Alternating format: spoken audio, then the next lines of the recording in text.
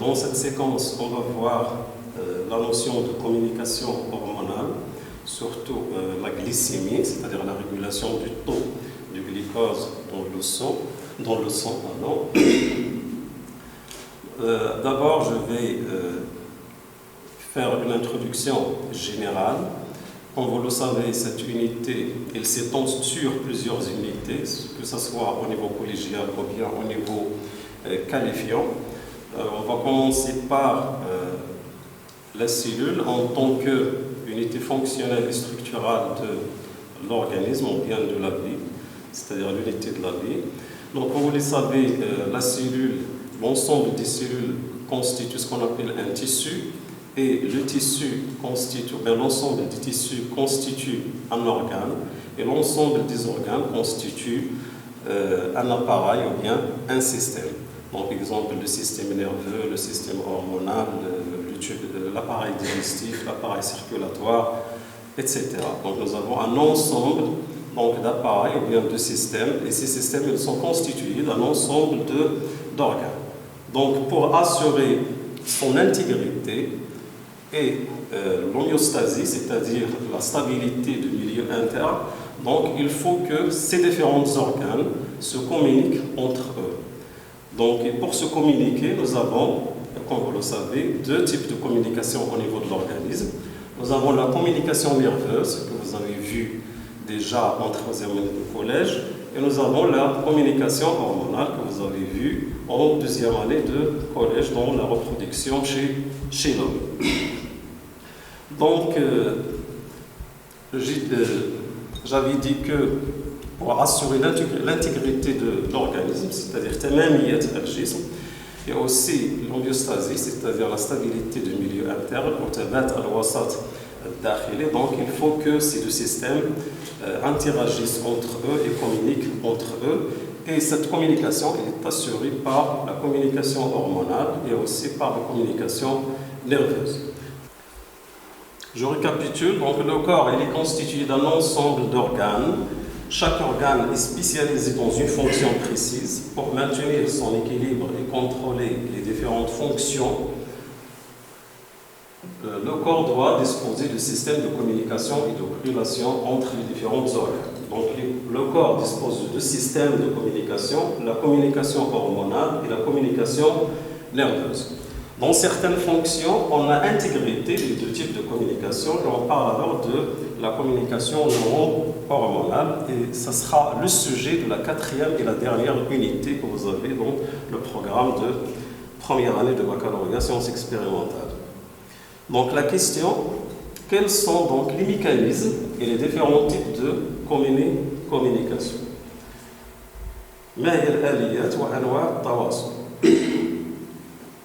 Donc on va commencer par la communication hormonale et comme exemple on va prendre la glycémie.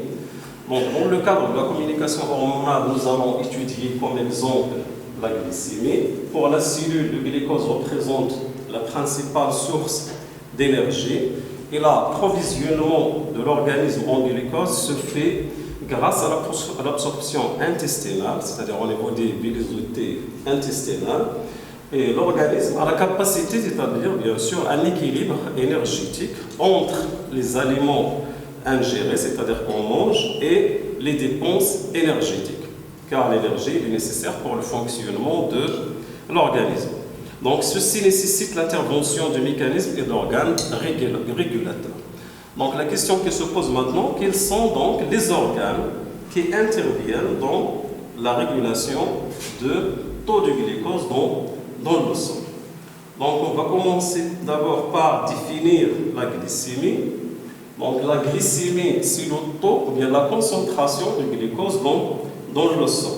Et l'unité, généralement, c'est en grammes par litre ou bien en milligrammes par litre. L'appareil de mesure, c'est le glycomètre.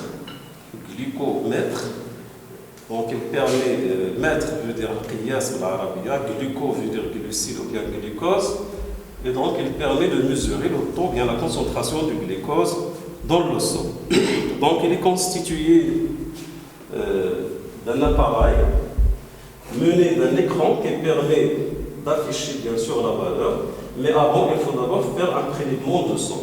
Donc, pour faire un petit prélèvement de sang, donc, il nous faut des lancettes et un stylo piqueur, donc, qui est bien sûr régulable selon l'épaisseur de la peau de la personne. Et nous avons aussi des bandelettes, Ashrita. Donc, ces bandelettes, lorsque on prend un prélèvement de sang, donc, on met la bandelette dans l'appareil, donc l'appareil va afficher le taux de glucose dans le sang. Donc voilà, par exemple, nous avons prélevé un échantillon de sang grâce à la bandelette et donc affichage du taux de glucose qu'on a dans le sang.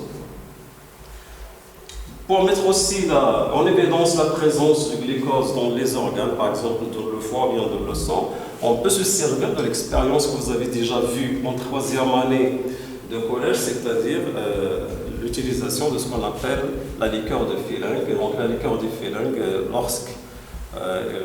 c'est-à-dire l'organe ou bien le sang se colore bien sûr avec le rouge, c'est-à-dire un précipita rouge brique. Donc ça reflète ou bien ça met en évidence qu'on a la présence de glucose dans le sang. Et on peut aussi utiliser des bandes colorées, qui permettent aussi de connaître le taux ou bien la concentration de glucose dans le sang. Donc on va passer maintenant à la glycémie en tant que constante biologique. Pour mettre en évidence que la glycémie est une constante biologique, donc nous allons exploiter l'ensemble de documents et on va commencer par la figure A. Donc une personne saine ingère du glucose et on mesure l'évolution de sa glycémie en fonction de temps. Donc la figure A représente le résultat obtenu. La figure B représente la glycémie chez une personne après différentes périodes de jeûne. Et la figure C représente la mesure de la glycémie chez une personne saine après différentes activités. Donc la première question, c'est d'analyser les résultats obtenus, ou bien les décrire, et aussi de déduire. Et la deuxième question, c'est que peut-on en déduire? Donc c'est-à-dire de déduire à partir de l'analyse de la première question. Donc on va commencer par le premier graphe. Donc le premier graphe représente la variation de la glycémie en fonction de temps. Donc le temps c'est en heure, donc suite à l'ingestion de glucose. Donc suite à l'ingestion de glucose, on peut diviser maintenant le graphe en deux domaines. Donc un domaine où on a une augmentation du glucose, de la concentration de glucose dans le sang, et un domaine où on a presque une diminution, ou bien presque la constance une diminution suivie d'une constance de la valeur de la glycémie dans le sang. Donc, pour le premier domaine, c'est-à-dire suite à l'ingestion du glucose, donc nous avons une augmentation progressive de la glycémie pour atteindre une valeur d'environ 1,25 g par litre, au bout de presque une demi-heure. Après, on assiste à une diminution progressive du taux de glucose dans le sang pour atteindre sa valeur initiale d'environ 0,9, 0,80, et presque la valeur de la glycémie après 12 heures oscille autour de la même valeur. Donc on peut en déduire que la valeur de la glycémie elle oscille aux alentours d'une valeur, donc on peut le considérer comme étant une constante biologique. Mais pour aussi s'assurer, donc nous allons exploiter d'autres documents. Donc avant, je récapitule, donc avant l'ingestion du glucose, la glycémie est égale à 0,9 g par litre. Juste après l'ingestion du glucose, la glycémie augmente pour atteindre une valeur maximale de 1,4 g par litre. On parle d'hyperglycémie provoquée, car c'est nous qui ont donné au sujet, c'est-à-dire d'ingérer ou bien d'enmanger le glucose. Donc après cette hyperglycémie, donc la glycémie revient progressivement à sa valeur initiale. Donc ici nous avons un deuxième document qui représente la valeur, bien le taux du glucose dans le sang suite à différentes périodes de jeûne. Donc, le premier histogramme représente le jeûne d'environ 2 heures, le deuxième 3 jours de jeûne et le troisième c'est 30 jours de jeûne. Donc on constate que après 2 heures de jeûne, donc nous avons la constance de la glycémie à une valeur de presque 0,9. Suite aussi à un jeûne de 3 jours, donc nous avons la valeur de la glycémie qui est aux alentours de 0,7 et après 30 jours de la glycémie, donc nous avons une légère diminution de taux de glucose dans le sang. Donc on peut conclure que la glycémie est une constante biologique qui oscille aux alentours d'une valeur normale ou bien d'une valeur de référence. On constate qu'on a la veine porte hépatique qui relie le foie et l'intestin grêle et là la veine sus-hépatique qui relie le foie et le cœur. Donc on va procéder au dosage de la glycémie dans la veine porte hépatique et aussi dans la veine sus-hépatique. Ceci après un repas et après un jeûne de quelques heures. Donc après un repas, donc on constate que la glycémie dans la veine porte hépatique est supérieure à la glycémie de la veine sus-hépatique. Et durant les périodes de jeûne, on constate que la glycémie de la veine sus-hépatique est supérieure à la glycémie de sang prélevé au niveau de la veine porte hépatique. Donc ici, on constate qu'il y a un système de régulation. Donc lorsque le taux de glucose qui rentre dans le sang est élevé, donc ce système intervient en la baisse de taux de glucose dans le sang, et lorsque le sang qui rentre dans le foie il a une valeur hypoglycémiante, donc on constate que ce système intervient pour augmenter la glycémie, c'est-à-dire augmentation de la glycémie, c'est-à-dire une hyperglycémie au niveau de sang qui sort du foie. Donc le foie, donc, il intervient, donc il a un double rôle ici dans la régulation de la glycémie. Lorsque le sang qui rentre rentre avec une faible dose de glucose, donc il va ajouter de glucose au sang, et donc le sang qui en sort a une glycémie importante. Et lorsque le sang qui rentre a une glycémie élevée, donc le foie intervient, donc il va stocker le glucose, une partie du glucose, et donc le sang qui en sort sera avec une glycémie inférieure à la glycémie initiale. Donc après le repas, la glycémie augmente dans la veine porte hépatique et diminue dans la veine sus-hépatique. Et après le jeûne, la glycémie diminue dans la veine porte hépatique et augmente dans la veine sus-hépatique. Dans les deux cas, la valeur de la glycémie est aussi autour d'une moyenne proche de 1 g par litre. En cas d'une hyperglycémie, le foie procède au stockage de glucose. Et en cas d'une hypoglycémie, le foie procède à la libération de glucose dans le sang. Donc, dans la prochaine séquence, donc on va entamer la fameuse expérience de Claude Bernard, qui est ce qu'on appelle l'expérience de foie lavé. Et donc, pour cette séquence, donc, je vais récapituler.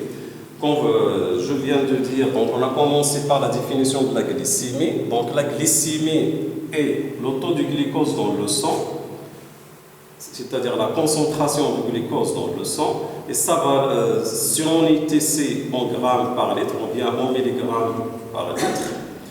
Aussi, nous avons vu que la glycémie est une constante biologique, c'est-à-dire qu'elle oscille aux alentours d'une valeur moyenne ou bien normale.